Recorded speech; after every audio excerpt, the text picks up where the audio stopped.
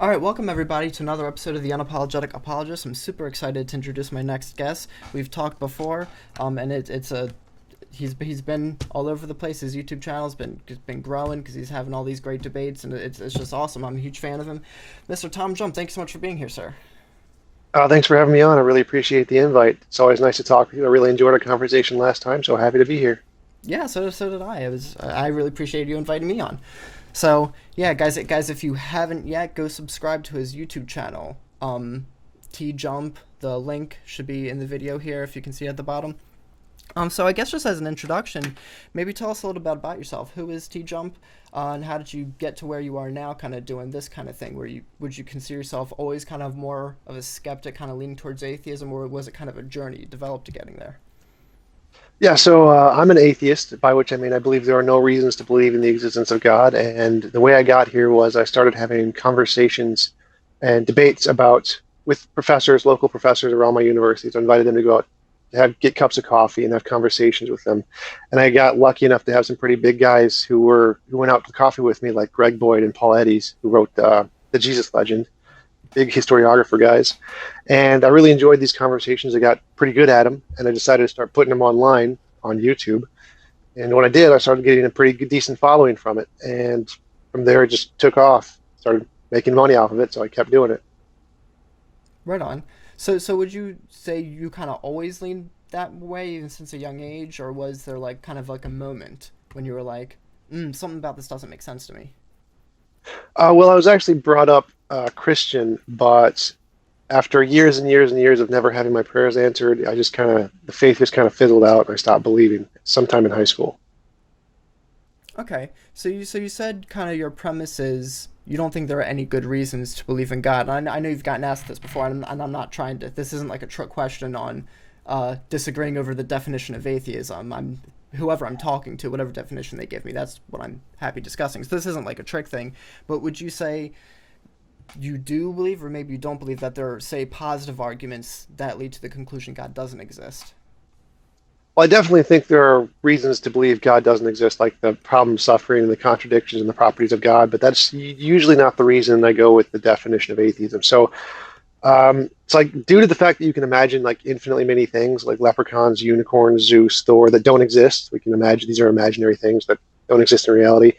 If we have no reason to believe something does exist, that's a reason to believe it doesn't exist. So if you posit something like a God and you haven't given, and there's no reasons to believe that God exists, well, that's a reason to believe that God is just imaginary until demonstrated otherwise. That's the difference between modern atheism and agnosticism, is that modern atheists take the position it's imaginary until demonstrated otherwise. So the fact that you've posited it and there isn't any evidence to go along it is itself a reason to believe it doesn't exist. Mm-hmm. That's essentially the default position. That's what most atheists today, modern atheists, the position they hold, which is why it's not the same as agnosticism, because agnosticism is just maybe God exists, maybe God doesn't exist, we don't know. But modern atheism is the position that it's imaginary until demonstrated otherwise. Mm. So, but I would assume you would differentiate yourself from maybe people who would claim you should only believe things that you can demonstrate, right? Like you can only believe what's scientifically proven or something. You're not making that claim, right? No, because there's definitely things that don't need to be demonstrated, like any imaginary conceptual things like math and logic and language and all kinds of things that don't need to be empirically demonstrated to be reasonable. But if you claim something exists in reality, you would need some criteria to differentiate that thing from an imaginary thing. And the criteria I use is demonstrability. But any kind of way that we can differentiate between whether or not it's imaginary or real would qualify as evidence. Okay. Okay, and so what would you say, maybe to kind of broaden out from just there's no reason to believe in God, what would you say is like your overall worldview? Because I know a lot of times in the discussion when we talked before, there was kind of, well, naturalistic pantheism can do whatever, say, a theistic God can do. But I actually don't know. Would you consider yourself a naturalistic pantheist, or is that more just an example you use for the sake of argument? No, I don't actually believe in naturalistic pantheism. It's just an alternative to show that all the arguments and evidence work equally as well for a non-God as they do for a God. To try and illustrate my example of the rabbit in the box, like we have a 2 pound box, we don't know what's in it. You claim a rabbit's in it because it weighs 2 pounds. Well, that 2 pounds can be explained by infinitely many other things, which means it's not evidence of a rabbit. And so I'm just using that same kind of analogical approach to say the same arguments used for theism can be explained by a rabbit or a lizard, just like they can be for a god or pantheism. So they're not actually evidence of a god. So I don't actually believe in naturalistic pantheism. My worldview would probably be methodological naturalism. Like we only have reason to believe in the natural things so far because that's what we have evidence for. But I don't really take a stance on ontology, like what is the fundamental nature of reality. We just don't know. We can't answer those kinds of questions, and I'm totally happy to admit that and just say we shouldn't make claims about what the fundamental nature of reality is. We should only make claims about what we have evidence and what we can demonstrate methodologically. Right. So when we're talking about, say, prior to the Big Bang, and more theistic argumentation would say, well, you need something that looks more like a god here, and then you kind of run the parallel argument and say, well, actually, no, you can have this naturalistic pantheism that has all the same things, remove the consciousness, but your actual position would be you more so remain agnostic about what was prior to the Big Bang. Right. Science doesn't tell us what's before the Big Bang, so the correct answer is to say we don't know and just stop there. Right on. So one thing I did want to explore, because I've been trying to think this through, and maybe you can tell me if I have anything here. I had made a claim, and I had misspoke when I was on your show last time, when I said philosophy is kind of our tool at getting at what would be the case in every possible world. The correct thing would be for me to say, well, is there's more of a specific branch of philosophy, which is metaphysics, and that's the claims about what would be the case in any possible world, and you disagreed with that. So where would be where you kind of disagree? Whether are we like not able to make any claims about what would be the case in any possible world? Well, there's a couple things there. One is that it's not metaphysics, it's modal logic specifically that deals with Okay. possible worlds, like modal S5 logic specifically. But the idea that we can get to what every possible world would be like is not reasonable. Like, for example, the ontological argument says there's the greatest possible being in all possible worlds. Well, no. Like that assumes that there is this property of greatest that exists, and it exists not only in our world but in all possible worlds, and that it's the same in all possible worlds, which is completely ridiculous. Like there's no reason to assume that. Like everything, all of the laws of physics could be different in every possible world. So all of these hypothetical laws, like greatness, could also be different in every possible world. So there may be a greatest possible thing in all possible worlds, but they wouldn't be the same thing. Or greatness may not exist as a property at all. And so assuming that we can actually tell what every possible world is going to be like is ridiculous. We can only make parallels to what our world is like and say, so here's how we know our world is like, and we can try and make copies of that in our head and imagine different ways it could be, like different laws of physics or whatever. But we can't actually know what every possible world would be like. All we can do is describe every possible world we can imagine would be like. That's it. Mm. Okay, so my argument, I would actually agree with a lot of that. I would never say like, I don't know, we can know what the laws of physics would be like in every possible universe, or that specifically humans instead of something else, or if sentient life would exist at all. I would say more fundamental. I do think, and maybe I'm mistaken here, I do think we can make claims that, for example, the laws of logic would have to apply in any possible world. Would you disagree there? Well, the laws of logic are descriptive, not prescriptive, so they only apply in the fact that when we see the world, this is how we would describe it. That's all it means. It doesn't mean that's how the universe operates. Like, for example, instead of describing something with the law of non-contradiction, you could describe it with the intuitionistic logic and say it's on a scale from true to false. And it's not either true or false, it's somewhere along that scale, so it's both true and false at the same time. Or something like Schrodinger's cat in our universe, where it's not either dead or alive, it's both at the same time. So the laws of logic don't apply to a universe. It's that the laws of logic, we use them to describe things we see. So they don't like govern a universe. They just describe it like a language. Like English would apply to every universe because we would use English to describe the universe, but it doesn't mean that the universe is restricted by the language of English, just like it wouldn't be restricted by the laws of logic. Okay, so I know that sometimes some people say, well, no, the laws of logic are prescriptive, and then your argument is, well, no, they're descriptive. So I would fall somewhere in between there. I don't want to say they're prescriptive of a universe, right? That they're kind of Platonic abstract objects, and then they kind of govern the way a universe is. I would say they are descriptive, but I would say they're descriptive of a more fundamental reality from which the universe springs, and so then any universe that would spring from that would go along with these. And one thing, well, I'll kind of lead into my argument there. So would you say a claim we can make? Well, because you've talked about the metaphysical claim, I think therefore I am. Would you say that we can only know that for this universe? We couldn't necessarily make that claim about all possible worlds. Well, if you thought you would exist in all possible worlds, I assume. So, yes, you can say that about all possible worlds. If you existed in any possible world and you thought, then you would exist. Mm-hmm. And the only reason is it's not like a trick question. I'm thinking because, for example, the law of non-contradiction. So let's say I can extrapolate from just I think therefore I am would say be the case in any possible world. Then you would have to have the law of non-contradiction be the case in any possible world. Because if there's a possible world, for example, where the law of non-contradiction doesn't apply, right? Like that's not a thing. That's not something you can use to accurately describe reality. Well, you'd have to be stuck with weird things, weird contradictions, like I think, therefore I don't exist. But if in either world you would be thinking, but the conclusion would be different, it would seem to me as you couldn't actually distinguish between which world you existed in the world where I think leads to I do exist versus the world where I think leads to I don't exist.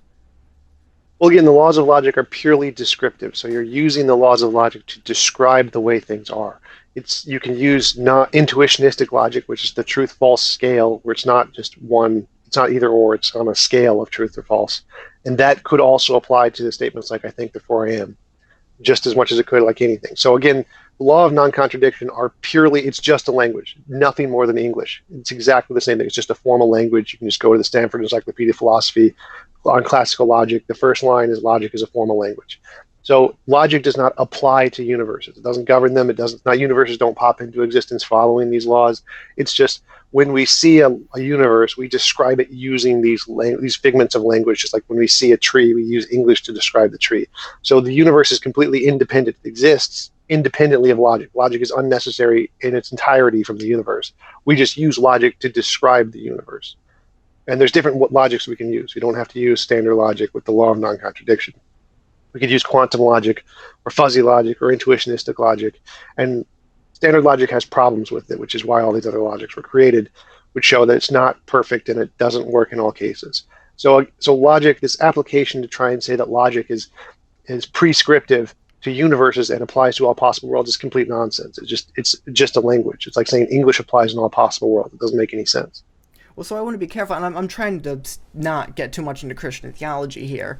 I agree. There are people. There's a debate among Christian philosophers about whether, for example, laws of logic are abstract objects or they're not, or there's a debate between realist approaches and non-realist approaches. So a realist approach would fall into the kind of category like if someone was a divine conceptualist, they do believe that kind of when God creates that, okay, there's these laws of logic and or that they exist kind of as thoughts in his head, and so they're prescriptive in that way. That's not my position. So I'm a non-realist. So I do believe that fundamental reality, if you want to call that God, or even if you want to call it naturalistic pantheism, that what fundamental reality is, that laws of logic are descriptive of fundamental realities. They're just descriptive of that. But then what I'm disagreeing with is that there would be a universe that would maybe come into existence kind of as an extension of fundamental reality, but then would kind of deviate and go out of that kind of norm. Well, again, it's when you say that it could deviate from the norm. That's like saying a tree can Or not deviate deviate, from English. not deviate from the norm, but I mean, well, yeah, Well, no, English. I understood what you're saying there, but the idea is that something can't exist and deviate from English because English is an abstract. There's no relation between the two. English just describes what already exists. So logic doesn't Yes, control but it. English wouldn't, for example, make up what things are. Like things wouldn't change based on how you described them. Right. The same is true of logic. Yeah, but okay, but so English is okay. So I see what you're saying, but so and I don't actually think I'm disagreeing with it. So you could say, okay, maybe we don't have to use the law of non-contradiction. We can call it the law of something else, but it would be describing the same thing, just as multiple languages would be describing the same thing, No, no, right? that's the part I'm saying is not the case. Like for example, the law of non-contradiction is binary. It says either it's true or false. Intuitionistic logic is different. It does not say it's either true or false. It's on a spectrum, like a percentage. It's some percent true and some percent false. So it would disagree with the law of non-contradiction, which is a binary and there's only either true or false, and say that it exists on a spectrum. So it can be both true and false at the same time to some degree, which is kind of the point of quantum mechanics, where the cat can both be alive and dead at the exact same time. So it's it's not the case that it's either true or false 100% of the time. That's not the case. In quantum physics, we know that's not the case. Reality does not work in that kind of way. We just use the law of non-contradiction to describe reality as best we can. The reality doesn't operate on the law of non-contradiction. Well, sure. So I'm not, for example, I don't want to make a claim about quantum mechanics. I'm not, you know, in the realm of qualification. With Schrodinger's cat, that seems an odd example to me, because to me that seems more of a statement of we just don't know, so we can't make a claim. But I mean, it is either dead or alive, right? Well, no, that's the point in quantum mechanics, is that until the particle collapses, it's not. That was the point of the double slit experiment, is that the Sure. particle interacts with itself when it's in a wave form to be able to move to create a wave pattern on the back of the sheet or whatever. And so it isn't in one or the other. It's in both at the same time somehow, and we don't understand it at all. So the point of quantum mechanics, which there's a logic for it called quantum logic, is that no, it's both dead and alive at the exact same time, and that's what all the experiments show, and we Oh, have no so idea. okay, so I misunderstood. So that's just an analogy. We're not talking about an actual cat. Yeah. The Schrodinger's cat was an analogy created Okay, by that's somebody to that's my try and bad. it's Because it's about the I'm familiar with particle. it. Okay, I Yeah, so didn't it's an know that. analogy of the particle. Okay, well, chalk that one up to me being dumb. Um, I did want to go on something, because last time we when we talked before, we kind of got bogged down into infinities, and admittedly, I said some pretty dumb things. And I think I was just so nervous. Like, I know the difference between potential and actual infinites, and it's not even something I've learned since then. I knew it then, but I had you had said infinity, and then kind of there are different kinds of infinity, and my brain wanted to bog down on, well, there's not different kinds of actual infinites, and I was completely forgetting potential infinites. And yes, there are many different kinds there. And then some of the examples you were giving, I should have known, and it's like, okay, yeah, obviously, if we're talking about potential infinites, it applies there, and I was just getting bogged down and disagreeing sillily. But maybe just to touch on it real quick. Um, because it seemed to me, and I've heard you say things since then, talking about actual infinity isn't something that exists in the world, like X isn't something that exists in the world, like it's kind of a place marker, and then okay, you can have different quantities of X and depending on the equations and different things. um but that would but it seemed to me when we talked, kind of the conclusion you were getting at was, well, just because we can't say prove actual infinity exists out in the world, it might just be beyond our realm of comprehension, kind of how you were drawing the analogy to a 4D object instead of a 3D object. There's nothing about the universe that says a 4D object can exist, just that we can't necessarily conceive of it. So where exactly would you line up in there with actual infinites actually existing versus potential infinites? All right, so in set theory, there's no such thing as actual and potential infinites. It's kind of just a philosophy kind of thing and just theology. It doesn't really exist in most in physics. There's no such thing. That's not a real distinction in physics. It's not a real distinction in set theory. So there's a video on YouTube called "How Many Kinds of Infinite Are There" by V. Hart, a mathematician, and it goes through like dozens and dozens and dozens of types of different kinds of infinites. There's no distinction between potential and actual here. So the reason there can't be an actual infinite is the same reason there can't be an actual x. Like if you have a box and there's apples in the box, you're not going to find x number of apples in the box because there's a finite number of apples. There's a real number of apples in the box. X is just a variable. Infinite is the same thing. Infinite is a variable, or is a description of a set. So it's like saying fuzzy in a box. Like there can't be a fuzzy in the box because fuzzy is an adjective. It applies to something. It isn't a thing in itself. Infinite is the same kind of thing. Infinite is not a thing. It's an adjective that describes things. So there could be a universe that consists of a set which has the property of infinite, but it can't be itself infinite. So just like there can be a box with the set of apples that can be described by x, but it's not itself x number of apples. So the reason there can't be an actual infinite is because infinite isn't a thing, just like there can't be an actual fuzzy, because this fuzzy isn't a thing, it's an adjective. So, but there's no contradiction with saying that there could be an actually existing set of things which has the property of infinite. There's no contradiction there. It doesn't exist in physics, it doesn't exist in set theory, there's no contradiction there. The reason people argue that was like Hilbert's Hotel and Cantor's kind of cardinal and ordinal infinites.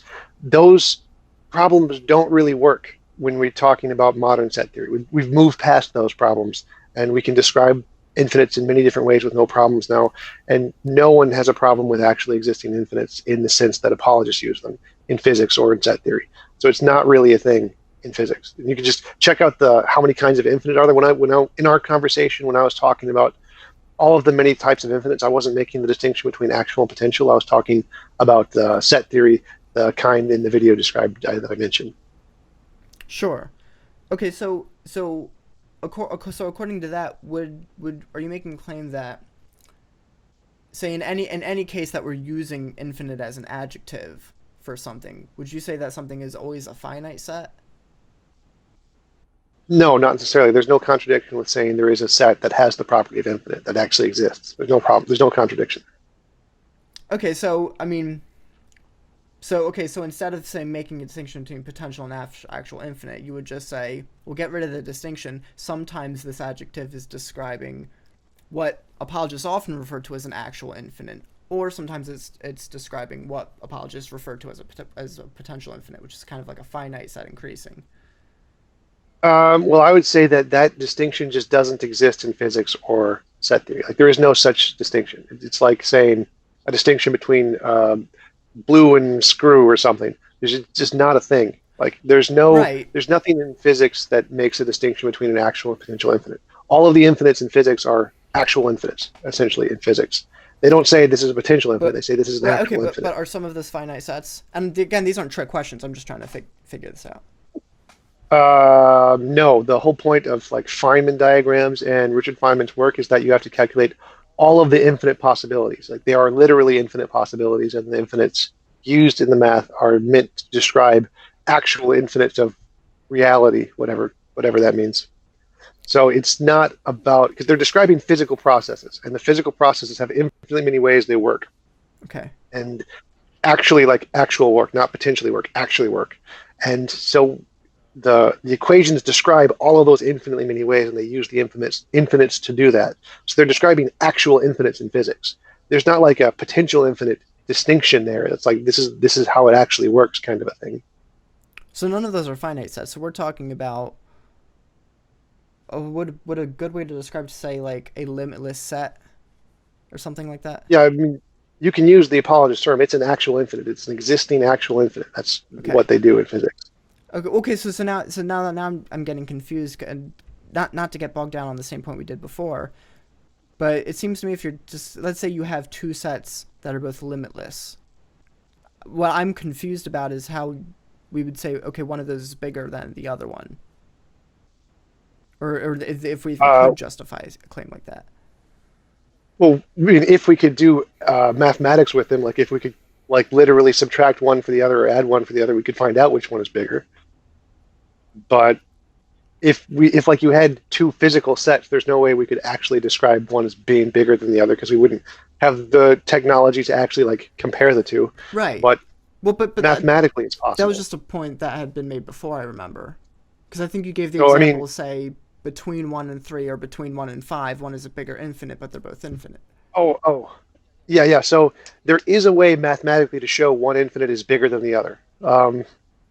I don't remember the exact. I'm pretty sure it's Cantor's proof, one of Cantor's proofs, but it has to do with numbers. If you take a set of all numbers and just counting like one, two, three, four, five, and then just do two, three, four, five, six. Like if you create a graph and you list all numbers, just start at one, just go up, and then start at two and go up, and then go three and go up in the next line by line.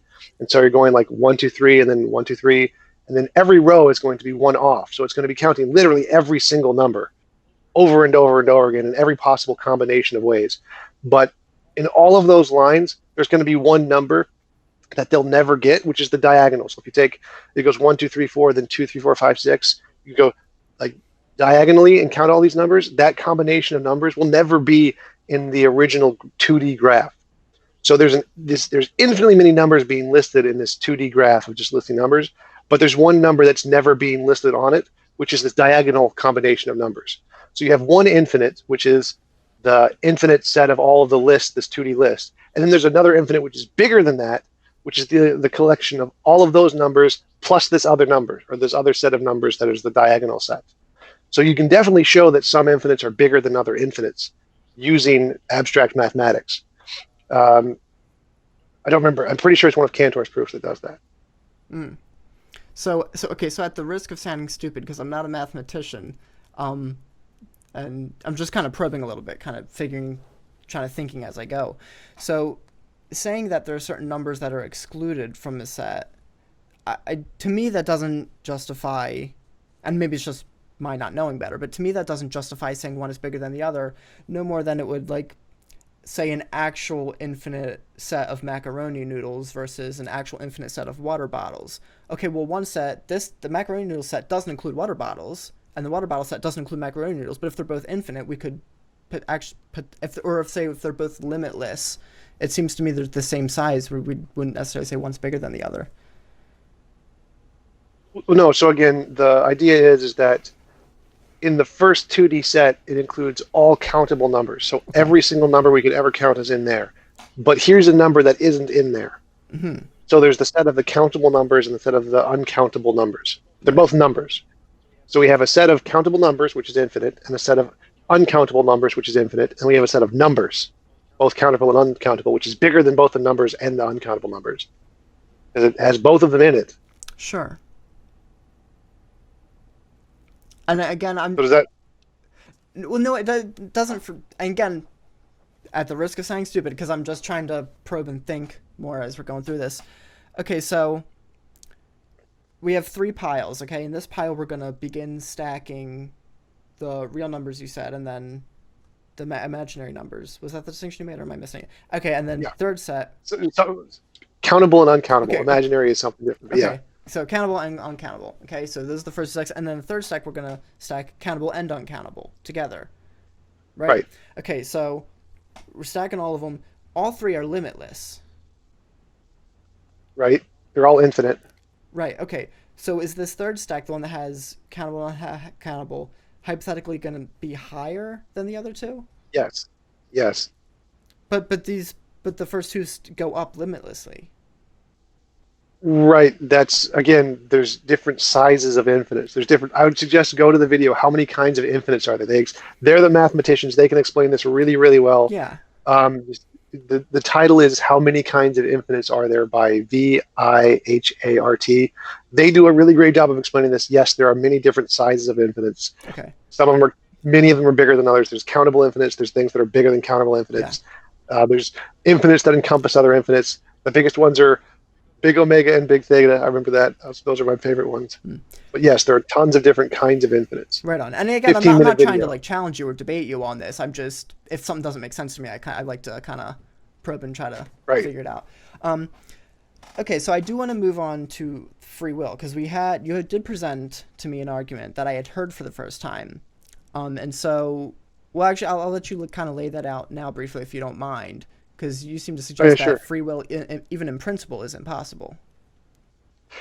Well, it's impossible for us to conceive or describe of. So I wouldn't say it's ontologically impossible. I just say Okay. the idea is impossible, like a square circle kind of thing. So my argument is that everything you do, every action you decide to do, is either done for reasons, in which case it's determined by those reasons and not free because it's determined, or it's done for no reasons, in which case it's random and not free.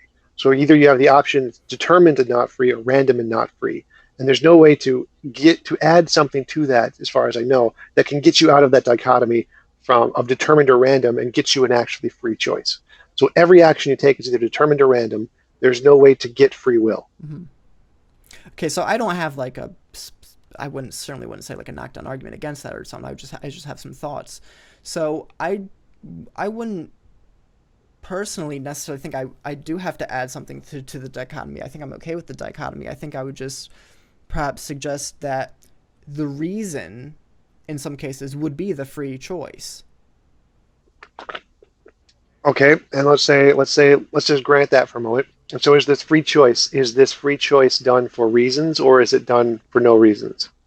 I would say there's Let's say I, w- let's say you pick something, just pick any option A or option B, let's say, and you have reasons and you have randomness, but you say, okay, so there's third option, free choice, and this free choice picks A. All right, how did it pick A? Did it pick A for reasons or did it pick A for no reasons? pick A.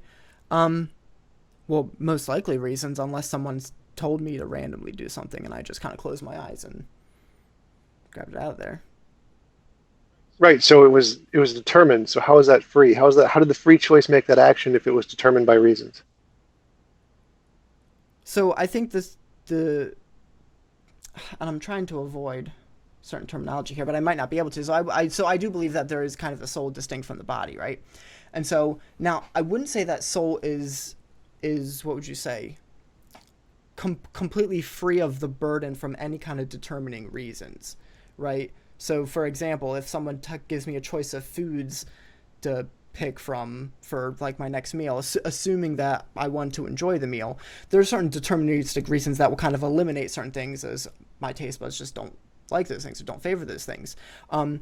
And I would agree that there are all these kind of deterministic factors, even kind of when you narrow down, say that, okay, these last three meals I like, there are certain deterministic reasons. I wouldn't say though that those deterministic reasons, what would you say, so overburden the soul that it couldn't overcome them and still pick one. Like even if I was determined to pick chicken, I don't just agree that that negates the soul's freedom in picking chicken. If that made sense.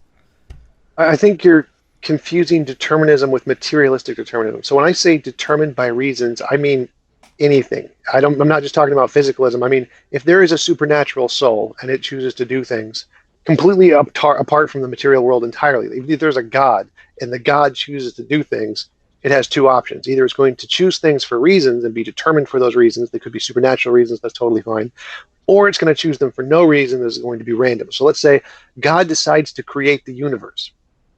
There's only two possibilities here. Either he did it because he was determined to by something like his nature, or he had no reasons to do it, and it was just a random decision. There's nothing you can add to that to get free will. It doesn't matter if it's physical, natural, deterministic, supernatural, Unless you quantum just, fuzziness. and maybe this is just where I'm not, I'm missing something. I don't see why it's just saying the reason was his free choice.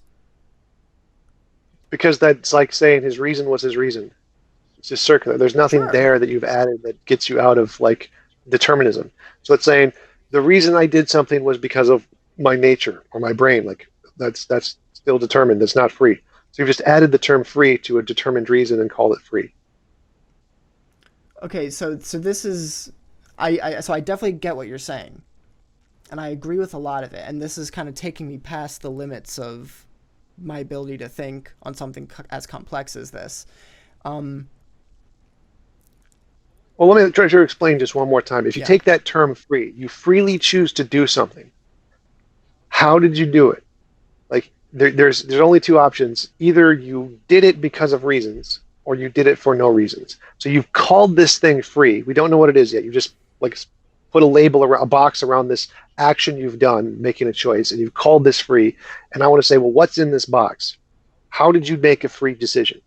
So any decision you make, you're either going to have to make it for reasons and it's going to be determined by those reasons, or you have to make it for no reasons and it's going to be random. So just calling it free isn't good enough. You're going to have to go further than that and explain how is it free? Because mm. if you did it for reasons, it's determined, and if you did it for no reasons, it's random. So how exactly is that free? Okay, so I don't want dead air here, but I do have to think about that for a minute, if it's okay. That's fair.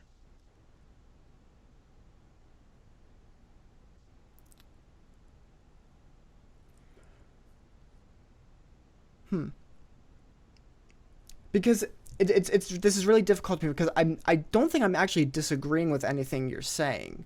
I think I'm just unable to articulate why I feel that even though I agree with everything you're saying, I don't think it's incompatible with free will being part of that process.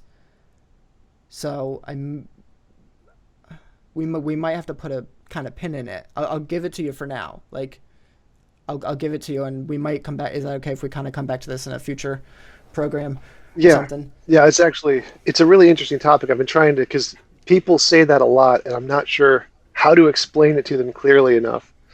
But it's practicing trying to explain that is important. But yeah, Yeah, so it will because get come back to that I'm not later. disagreeing. I don't think I'm not understanding anything you're saying because I think I'm understanding it and agreeing with it. But there's part of me Because kind of even in our own personal experience, even if I could tell you all the reasons I did X number of actions yesterday and what order I did them, there's still kind of something that intuitively says Oh, I had the I freedom. just had an idea. Okay. I just had an idea. So let's say we have this dichotomy. Either you do things for reasons or you do things for no reasons. And I said there's a way out of it. It's called magic. So your actions aren't either Which determined or random. I want There's to be this clear. third I'm option. not arguing the magic thing. No, this is me. This Yeah, is no, my I argument. know, It's fair completely enough. my argument. All right, so there's this third option called magic, and so you come at me and say it's not determined, it's not random, it's magic. I would say, okay, so how did that magic complete the task? How did that magic make a choice without it being determined and without it being random? Well, it's magic.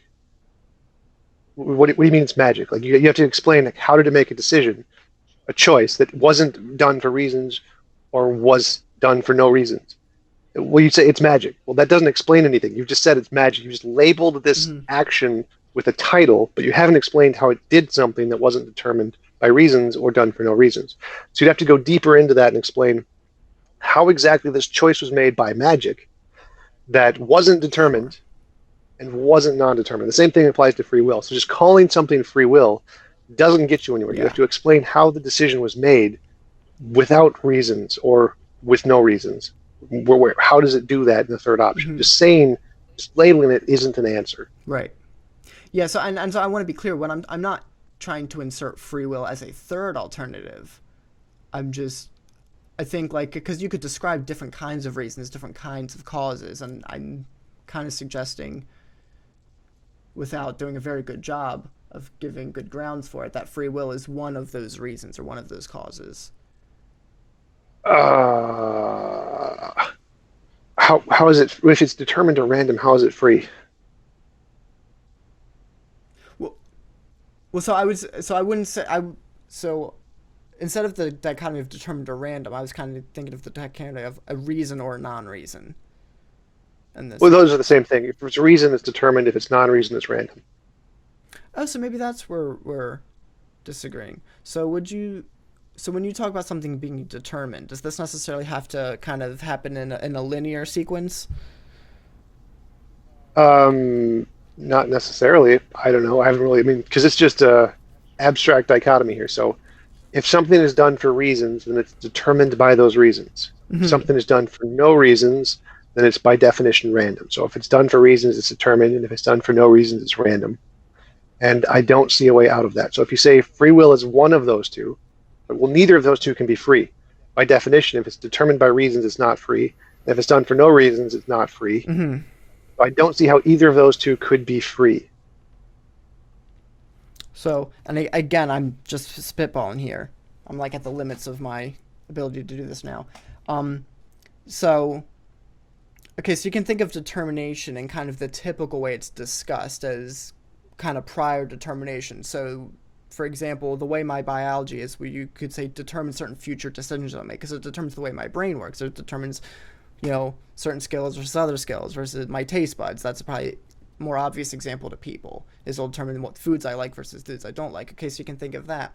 But then there might also be, what would you say, simultaneous determination, right? So something, say a reason for me having to do something didn't necessarily precede this moment, but rather there are a bunch of things that happen this moment, and a lot of them kind of play a deterministic role in a specific choice I make. Does that make sense so far? Sure. Okay, and so maybe where I think free will comes in, because I mean, and obviously, so think like a tree. Like a tree is determined to grow a certain height. There's no free will play in there, right? Because there's not kind of a mind. So I'm kind of, what would you say, suggesting that okay, there's a soul, right? And the soul is bound by a lot of deterministic factors, namely the body that it's kind of stuck navigating the world through.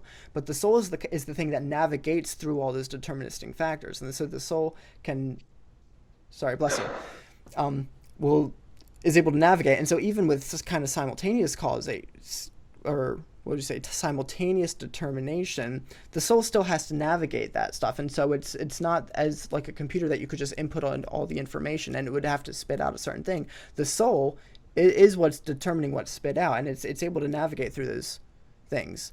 And as I'm saying it, I'm realizing that the counter argument can just be, well, the soul had a reason for navigating a certain way. And Right. It's an infinite regress. So anything you say, I can just put, okay, was that done for a reason or no reason? And then if you have any kind of response to that, okay, was that done for a reason or no reason? And you have a response to that, okay, is that done for a reason or no reason? There's an infinite regress there that you'd have to find a third option to get out of it. mm, 'Cause all of the options, no matter how much you add there, is always going to fall into that dichotomy because it's a P or not P dichotomy, reasons or no reasons. okay. No, that's good. Okay, so wow, okay, so I definitely, I'm glad we did that because that's given me a lot to think about. And I'll really have to sharpen this because I'm sorry, and this isn't a good argument, but there's just something so intuitively that like intuitively I have free will, and so it's like I feel compelled to defend that in some way. But you're giving me good arguments to make that difficult. So okay, so we did talk about this a little bit last time. So okay, so we go from there. Okay, so no free will, and we kind of touched on. Okay, well then how are we justified in anything we believe, even the belief of whether or not we can make claims about other possible worlds, or the very arguments we're making now, or if we think that there are good reasons or aren't good reasons to believe a God exists. So how can we move past, okay, there's no free will to, but we're justified in this discussion we're having, for example? Well, again, you don't need free will to be justified in anything. It's like if you're determined to believe something, that belief is justified independent of why you believe it. It's like the genetic fallacy, Sure. where you get your beliefs doesn't make them false, true or Right. false. So, for example, the justification comes from epistemic grounding, which is regardless of why you believe it. So it's like if it's called in philosophy, the position is called fallibilism. If you have some kind of justification and of a belief and it happens to be true, well, then it's a justified true belief. You can call it knowledge, regardless of whether or not you know it with absolute certainty or not. So we can be justified in believing things just like a calculator is justified in believing things. It does it, even though the calculator is determined, it can still be right. Yeah. So it might be wrong, but it can also be right. So whether or not the calculator is justified or has a justified belief isn't dependent upon whether or not the calculator is determined or free. Sure. It doesn't need to be free to be justified. So it's a separate category of questions. Is the belief justified is completely separate from whether or not we have free will. They're not connected. You can have it with or without. Sure. Yeah, so I think my question would be more as how we are justified in holding the belief, not because I would agree. So, for example, you're determined to believe there's a tree in spot X in your backyard, and I'm determined to believe there's not a tree there. Well, there either is a tree there or it isn't a tree there, and it really doesn't. That's not related to our beliefs or how we came to those beliefs. But it potentially calls into question. How am I trying to say this? Because you could say there's a separate thing between the objective justification of the actual existence of the tree versus the justification of our beliefs of it. And it seems to me, if we're both determined, we're equally justified in our beliefs, but one of us is still wrong. Right. That's where the position of fallibilism, the philosopher's take, comes in, is that you have a belief and you have a justification for that belief, and if it's true, then it's knowledge. So it takes into account that objective truth to say, well, whether or not it's justified or not, or whether or not it's an actual knowledge or not. And Right. I'm not a big fan of fallibilism because it pretty much just has to assume that things are true. We don't know. The honest answer is that we don't have any true justification in that way. We don't. We don't under naturalism and we don't under theism. The argument under theism is that we can believe we have knowledge of reality because God gives us accurate or gives us access to reality or access to true knowledge about reality because of something about his property or something. But that's called the Cartesian circle. If you use that argument, it's viciously circular in the same way if we just said, well, nature just gives us access to the way reality really is. It just tells us it by random or something. So there isn't actually a way to get infallible knowledge or infallible justification in that way, in any worldview, as far as I know. So the best we have right now is fallibilism in philosophy, where it's just kind of, we have a justification, we have a belief. If the belief is true, then it counts as knowledge. Yeah. And so I think you may have said this already. My initial reaction to that is, well, I don't think we could ever have what they would call justified knowledge, because it would seem like it's like, okay, so you and I equally determined about our opposite beliefs about this tree, right? Well, and then a third party comes in and says, okay, but in order for that to justify as actual knowledge, not only do you have to have the belief, but it actually has to be the case that the tree is really there. But then their Right. belief about whether or not the tree is there as the third party making the determination is also determined.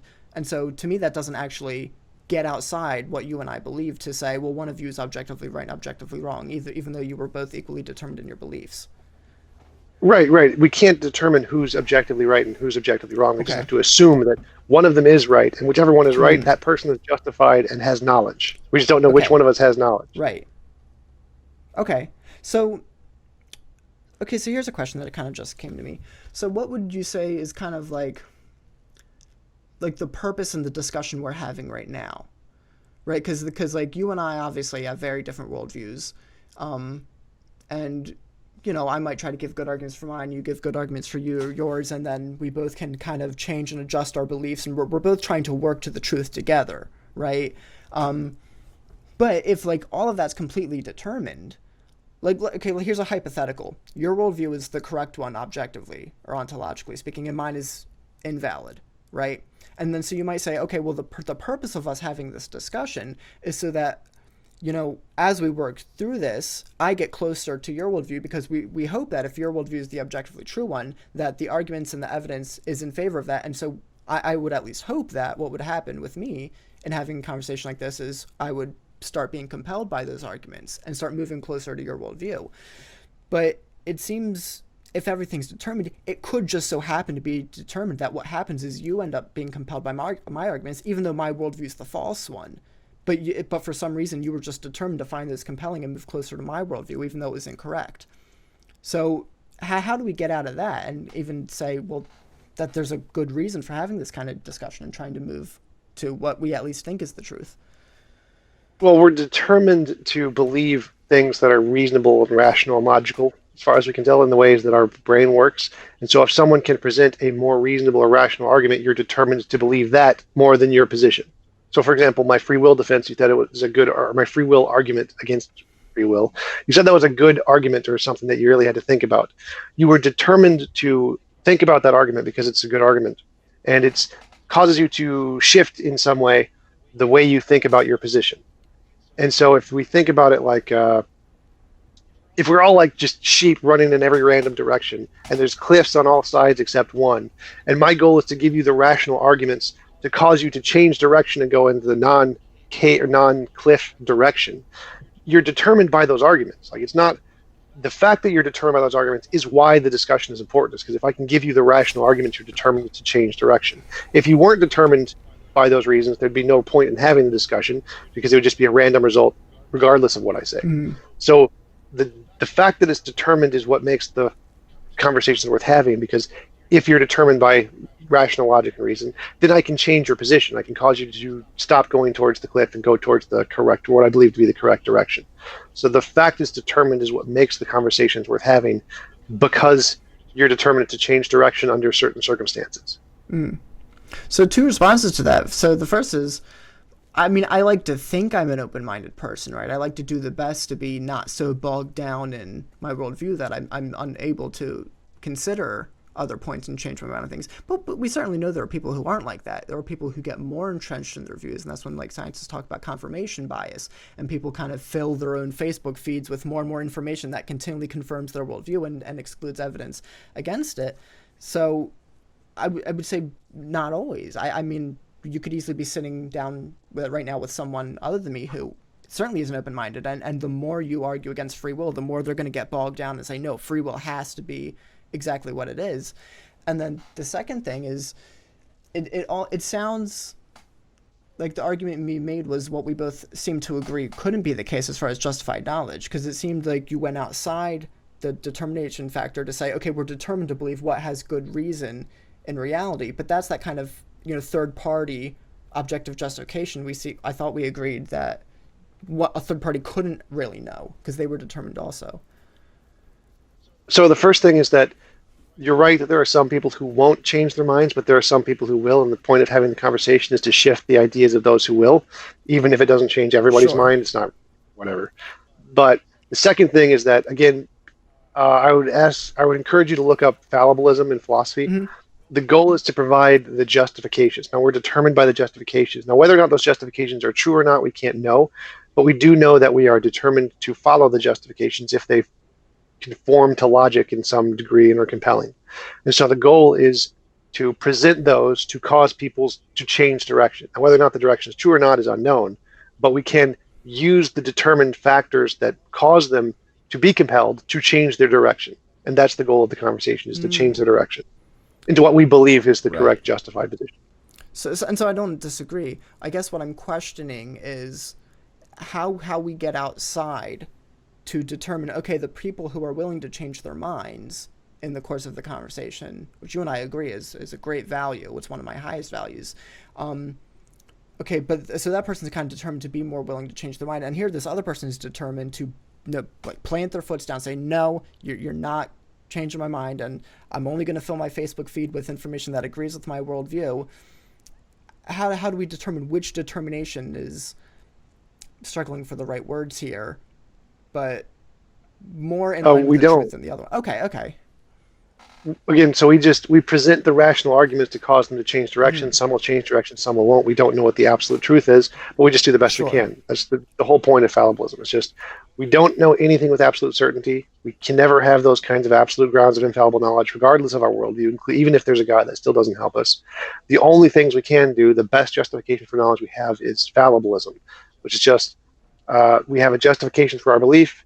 And if the belief is true, then it's knowledge. And if it's not knowledge. But we're going to do the best we can to try and articulate that with logic to cause people to go with the best logically justified position we have, regardless of whether or not we can prove it's true. If we don't have infallible knowledge of it, doesn't make a difference. This is the best we have. Mm.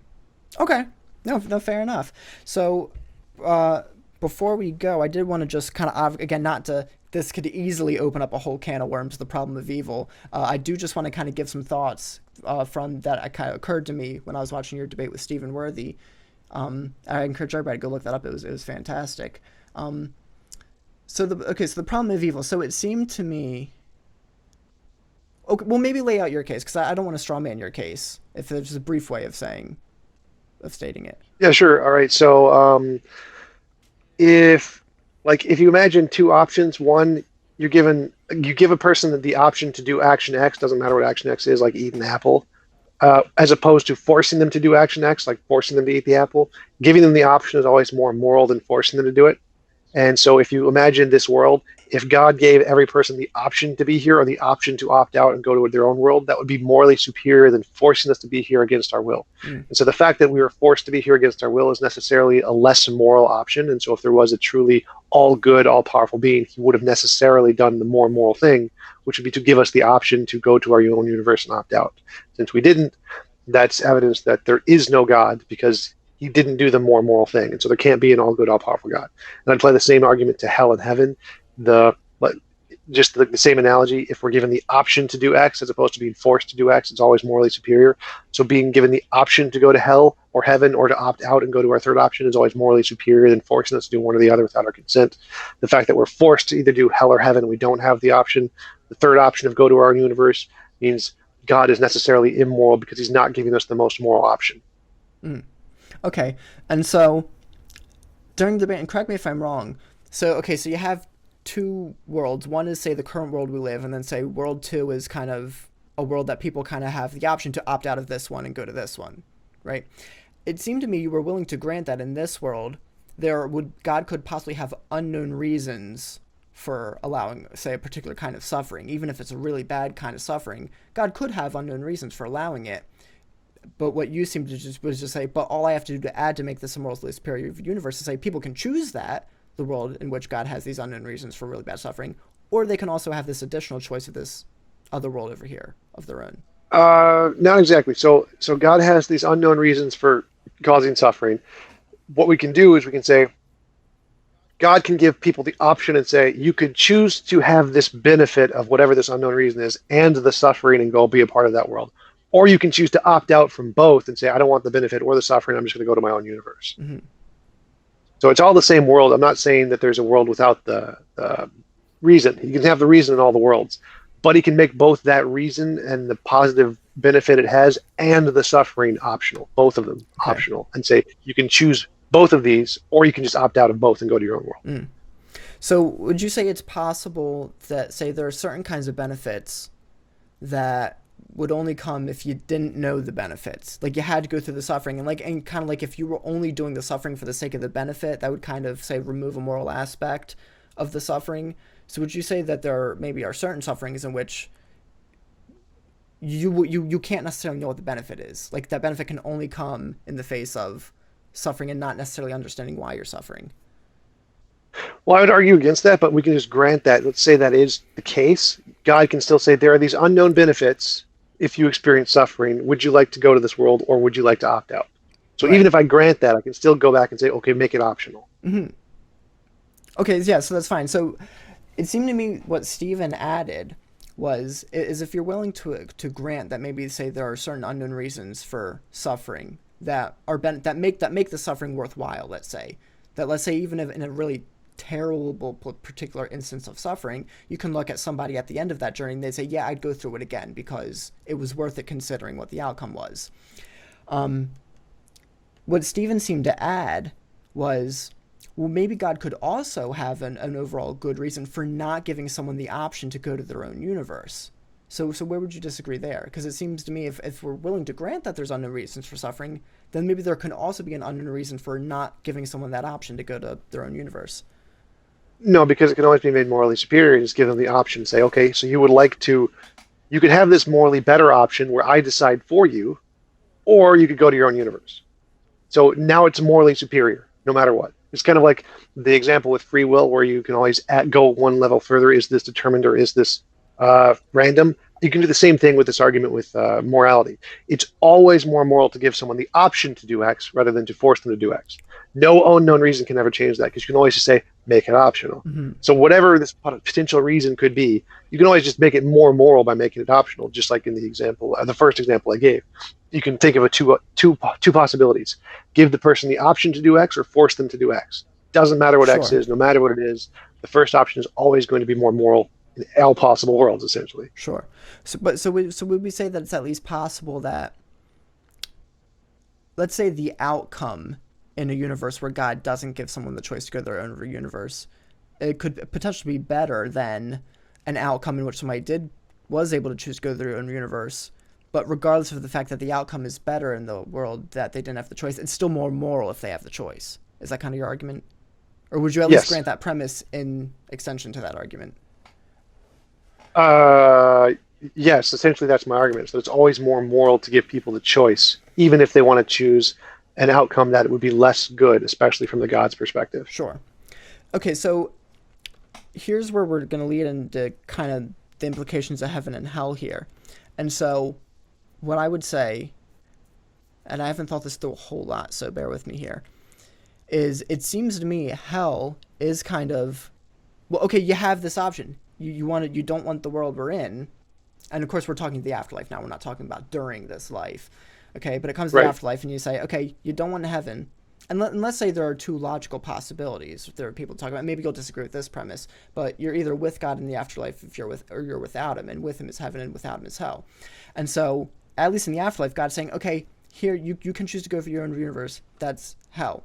Now, He's not giving us that choice, say, prior to this life, because at least in this life, there are certain pieces of knowledge we're getting. I know you had an extensive discussion with Clay Jones, was it? And you guys got into kind of all the nitty gritties of this, and so I'm not necessarily trying to get into all that, but okay, so God is deliberately giving us pieces of knowledge here. That's why He has us live this life, and then it comes to a place where we can choose our own universe. Now, obviously, hell is not what we would call a happy universe that anybody would necessarily choose, but it seems to me at that point what we're asking of God is that, okay, He give us the option to go to this universe, but He also sustains it, because any world in which, say, God, and of course we're going on Christian theology here, right? Any universe in which, say, God completely withdraws His presence, if God is the source of all good things, then that universe is not going to be good if God is completely withdrawn from it. So I guess what I'm missing is kind of the expectation of God, if we do choose to go to our own universe, is the expectation of God to say, but I'm going to sustain that even if you said you don't want anything to do with me, or you don't want anything to do with having a relationship with me or anything like that. So a couple things there. If that's what hell was like, and we all just get our own universe, I'd be okay with hell. That's fine. If we just forget the fact that it's still immoral to force us to be a part of this world without suffering, and just say, afterlife, start at the afterlife, and the options are go to heaven or go to your own universe, that would be cool. I'm okay with that if that was the case. The second part is that since God created us as beings, He's obligated to support the universe, like allow it to exist or whatever. If He forces us to like not be in a universe or good. If He created us, then He is immoral for doing that. He's forced us to experience suffering or whatever without our consent because He was the one who created us, and so He has that obligation morally to sustain the universe in Which some I don't sense. completely disagree with. I would make some caveats, but I just wanted to say that real quick, that I don't completely disagree with that. So yeah, so it's is and by sustain, I'm not sure He has to be a part of it. I just He could just create the universe and let us sustain, or give us the power to sustain it. That'd be fine too, and just go away. I'm okay with Well, that. even giving us the power to sustain it is still Him sustaining it in some way, just through us, in a sense. Yeah, that could be the case, and I'm okay with that. So if He wanted to do it that way, that'd be fine too. I'm sure Sure. there's lots of different ways He could accomplish it, being an all-powerful being. So, yeah, I would say that He would be obligated to sustain it in some sense because He created us, and if it would be immoral for Him to cause us suffering or to not sustain us after creating us for whatever reason, So, okay. unless we chose that. If we chose that and said that'd be fine. If we don't want to be in a part of a universe, or fine, but if we chose our own universe, He'd be obligated to give it to us.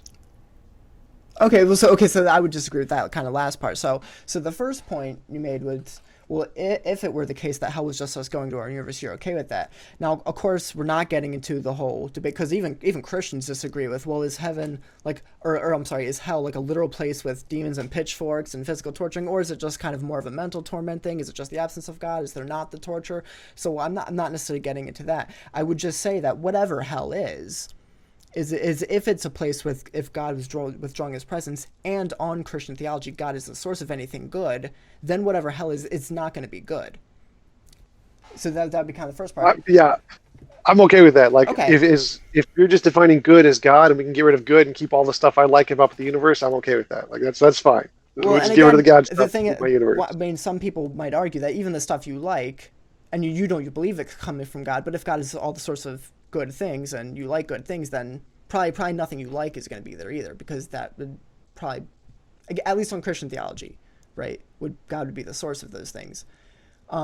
There's the second thing you said that I don't quite remember. What was the second thing? The second point after that you made? That if God created us, He's obligated to Yeah. give us the kind of So, universe that we would value. well, I do think God is obligated to us, just not in the same way. I think He's obligated to bring about the best possible outcome. And I think where you and I essential disagreement, and maybe it's one we can't resolve, is I don't necessarily elevate our freedom of choice as far as certain benefits to us at the top of that good that God's obligated to give to us. I think if I'm not mistaken, your kind of philosophy would be human choice is kind of the highest value in that dichotomy of what God's obligated to us. I just don't agree. I think Right. I would say that if you take away that choice, it's by definition slavery and by definition immoral, and so there can't be an all good, all powerful being that does that. It would just be by definition immoral to do that, to place anything above choice. well, I'm confused. It has to be slavery because I was Well, with your anything that worldview. takes away, like I gave in my debate, I gave like a legal definition of slavery. Anything That's that right. Yeah, I remember takes that now. away your freedom. So anything away that takes away your freedom would just be by definition slavery in some sense. So like if we're owned by Him Well, and He gets to decide His purposes of what the best universe ought to be, and He puts that above our freedom of choice, that makes us slaves to His purposes. So we are by definition slaves so at that point, which is immoral. I don't know that I agree with that definition because I looked up the definition of slavery and I couldn't find the one you were using. And I'm not saying that means yours is wrong, by the way. I did see the way that sounds to me is number one, I would disagree that God's by definition taking away our choice. I think He's giving us choice to an extent. It's just not to the extent that we would necessarily like. And the reason is because He has an overall good, which in my worldview, that overall good is what He's obligated to to give us, because that good would be better than what we think would be best for us if we had that freedom. So he does give us freedom, a lot to choose in this life, and but it's just not, say, to the ultimate extent. It's not like omni freedom to say. And I was about to say something else, and it completely just left me. Well, I mean, so Oh, the I wouldn't definition of disagree slavery. with. Yeah, I think by that definition, then parents would be by definition slaveholders, and their kids would be slaves if we were to apply it literally. Yes, pretty much. So the point is, there's naturalistic limitations in this world, and so the fact that parents need to guide their children is because they have to protect them against the harms of nature. God doesn't have that excuse, so it doesn't apply to God. But the more important issue is that if you place anything above choice in the context of a God creating worlds and beings, then it is by definition slavery.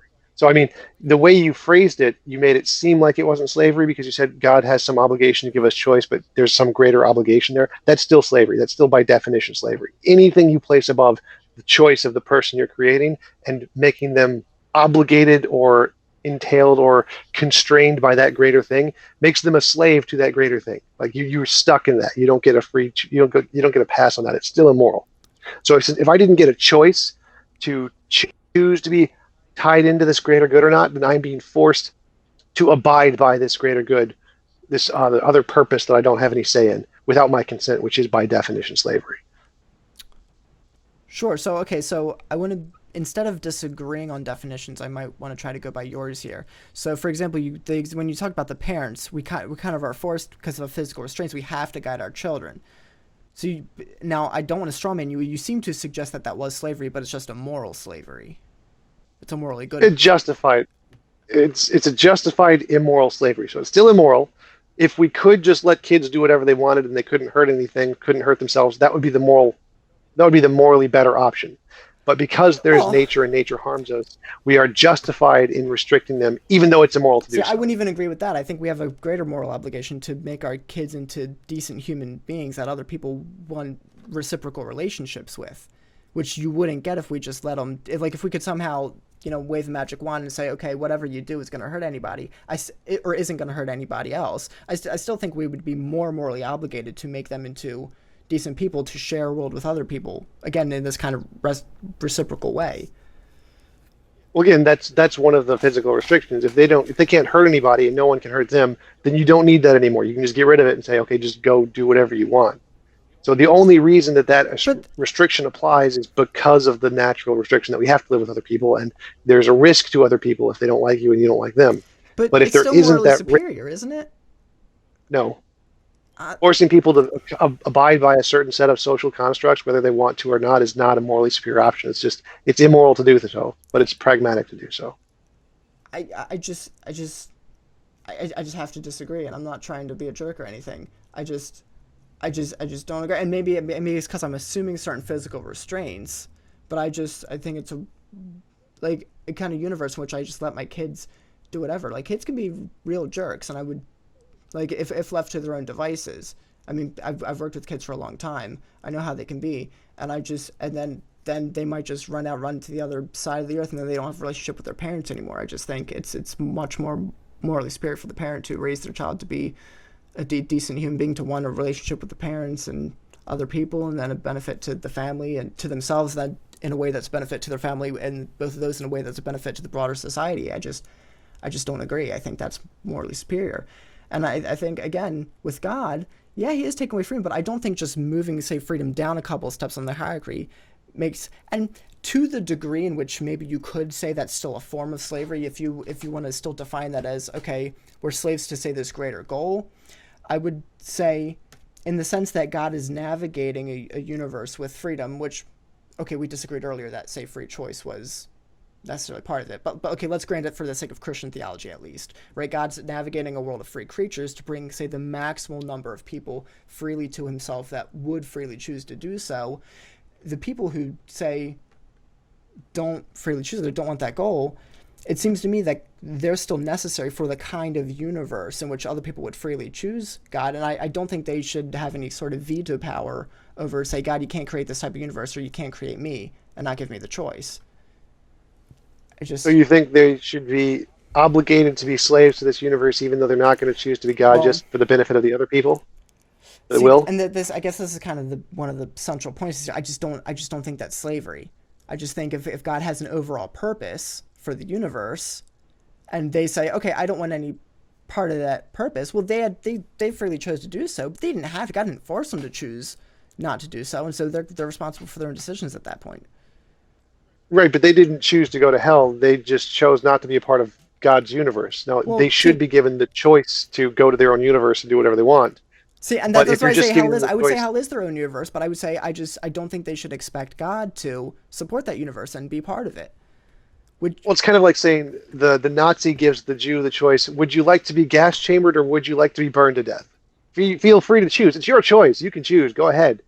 Freely choose. Well, no, that's not a choice. no, That's either pain or suffering. That's kind of the same thing you're saying ah, about God here. You can choose. You can choose to follow me, or you can choose to just go to your own universe, which I'm not going to sustain. Have okay, fun. well, so Like that's the fire or the gas. okay, well, so there's one problem in the analogy that kind of immediately strikes me as okay, fire and gas both bad, hell and heaven only one of them bad. Not to the atheist. No, those are both bad. Okay, fair enough, but I would say the and again this is the way But that I mean, because I apologize to interrupt that's here, but okay. you said, remember, I've chosen that I don't want to be a part of God's plan. Sure, That's my choice. sure. So to me, being a part of God is the fire, and being with a universe where I don't get all the stuff I like is the gas. So it's a pretty apt analogy for the atheist.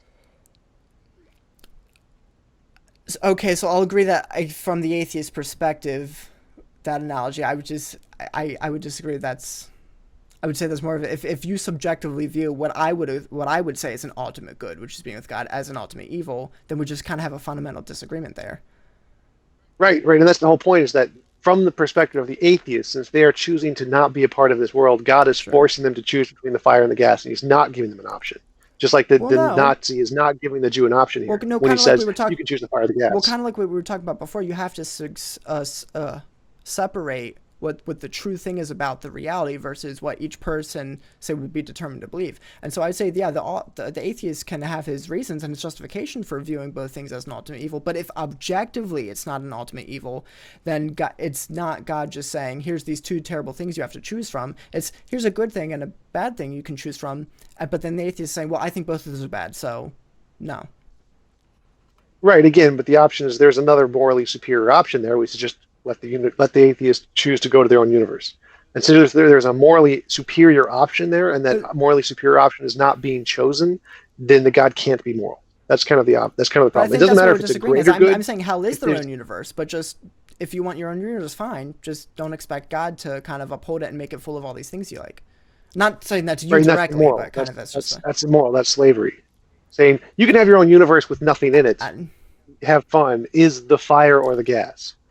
That's immoral to do that. To create someone, to force them to be a part of this world, and then to give them an option of fire or gas is necessarily immoral. So the greater good is to give them the option to just go to your own universe with whatever things you want and make it self-sustaining no. Look, essentially. fair enough. I think this is unfortunately a place where we're not going to be able to find because we're disagreeing over fundamental. I think we disagree over the definition of slavery over the definition of well, does choice at the highest point make a morally superior universe? I think we might just disagree with things on that, but no, I definitely really appreciate you coming on, and I'll give you the final word. If Yeah, thanks. I really enjoyed our conversation. It was a good conversation. Yeah, I think that is a fundamental disagreement, and intuitively, I think that the atheist is going to win that argument because it seems pretty bad when the Christian argues that those kinds of forced indoctrinations are good. But yeah, I really enjoyed coming on. Thanks for having me on. You have a great show. I love the background. That's a really cool setup you got there. It's better than my giant chair. I appreciate it. You actually get a lot of people love your chair. Everybody always asks where Yeah, to get it. No, look, I really appreciate you coming on. I hope we can do many more of these in the future. You definitely one of the smartest guys out there, and I love this kind of thing because it forces me to really kind of sharpen my skills and my tools here because it really challenges me. Um, yeah. Thanks. so, but other than the YouTube channel, I know there's a Patreon. Is there any, how can people support you? Yeah, I have a Patreon and a PayPal. They're both linked in most of my newer videos. There's just a big thing, a big bar at the bottom. I don't remember. I think it's like patreon.com/tjump and paypal.me/tomjump, I think. Awesome. Well, yeah, everybody definitely go subscribe to the YouTube channel, T Jump. There's a link to it. I'll add it to the description as well. Tom, thank you so much for being here, brother, and I hope to get you back soon. Yeah, absolutely.